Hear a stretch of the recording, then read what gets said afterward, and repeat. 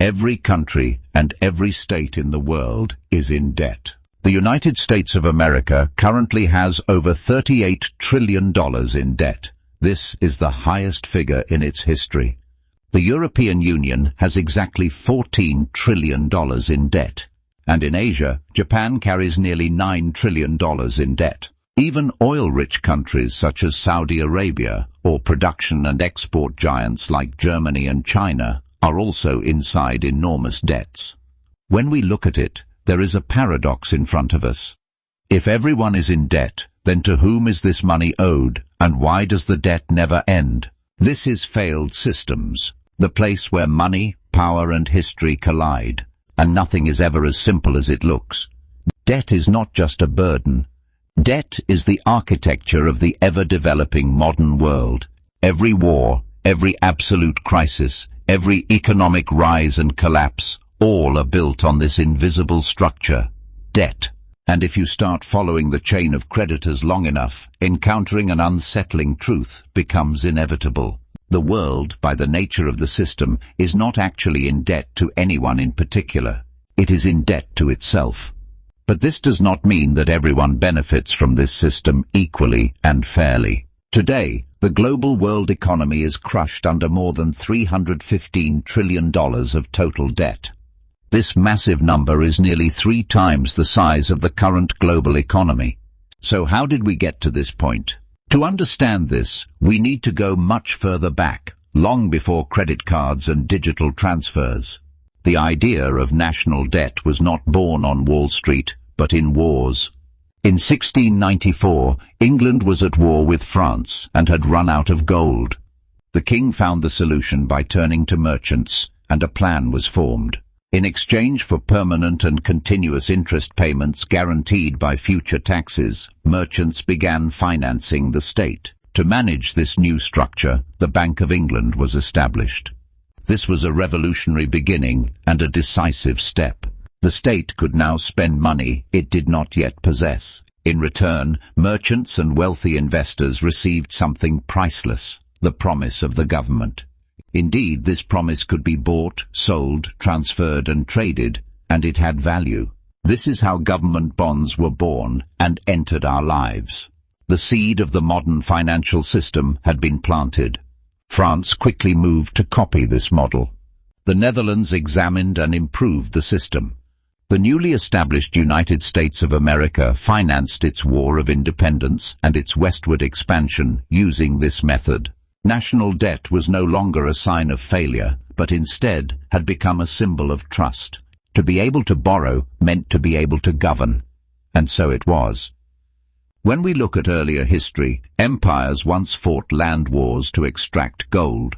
Now they were collecting interest by issuing bonds. With this method, battlefields had changed. Front lines were now balance sheets. 3 centuries had passed. Today, the system we call debt has become the world's largest export. The United States currently has $38 trillion in debt. Japan's total debt is over $9 trillion, and global debt increases by nearly $1 trillion every 100 days. Everyone is in debt, and everyone is a creditor. States, banks, citizens. Through tax systems, pension funds and savings, everyone is simultaneously both a creditor and a debtor. So who is holding the other end of the rope? Let's start with the United States of America. Because America's debt is not only national, it is global. Approximately half of the $38 trillion in debt belongs to investors. 2/3 of this portion is held by banks, pension funds, insurance companies, and the Federal Reserve. The remaining 1/3, about $9 trillion, is held by foreign entities. Among them, the largest creditor is Japan. It is followed by China, the United Kingdom, Luxembourg, and Belgium. So saying America is indebted to China is technically correct, but it accounts for only about 2% of the total debt. The largest portion of America's debt is owed to itself. The Treasury issues bonds. Banks and funds buy them. The American Central Bank buys these bonds back and creates new dollars. Americans pay taxes. Interest payments are made with these taxes. The interest flows into pension funds, a closed and hidden loop. A real debt exists, but the creditor is a reflection of the same system. This cycle is not unique to the United States. The same pattern is reflected across the entire world. Japan lends to America. America lends to Europe through the International Monetary Fund. The European Union lends to developing countries through the World Bank. Developing countries then return the money by holding their foreign exchange reserves in Western bonds. This is like a global game of hot potato, but the potato is made of promises.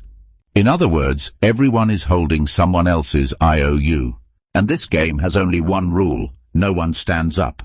But there is one more layer of power, the strongest one: the markets. Behind every government bond, there are massive funds, central banks, and institutions managing trillions of dollars. They know and decide who can borrow cheaply and who must pay high interest just to survive. When trust disappears, currencies collapse, governments fall, and economies are rewritten. Democracy decides who governs. Markets decide who survives. And at the very top of the system are the central banks. Central banks do not just manage debt, they create it. Every newly printed unit of money is a reflection of debt somewhere else. There is no such thing as debt-free money. This system has stood for many years on trust. But when trust is shaken, the picture can change. We saw this in Greece, Argentina, and Sri Lanka. When debt becomes unpayable, creditors suddenly become visible. The International Monetary Fund, credit rating agencies, and anonymous bondholders. And yet the system starts again. Old debts are paid with new debts. Because in today's system, debt exists not to be paid off, but to be rolled over. Countries do not plan to eliminate their debt. They continuously renew it. Interest is the rent of this system. And this system is like a shark in the ocean. It has to keep swimming. If it stops, it drowns. The United States will never pay off its debt. Japan has been rolling over its debt for decades, because government bonds have proven to be the safest assets in the world. If the United States were to fully pay off its debt, the global financial system would collapse. That is why the goal is not to eliminate debt, but to preserve belief in it. Unfortunately, this system does not reward everyone equally. Interest payments flow upward from taxpayers and workers to owners of capital. Debt is not a transfer between states, but a transfer between classes. And it must be known that at the top of the system there is no single culprit. Not the International Monetary Fund, not Wall Street, not China, all of them, and then us. The modern world has turned debt into money, but there is one truth: no promise can be kept forever. If this video gave you a new perspective, we kindly ask you to subscribe. The answers are in history. I will try to show you where to look.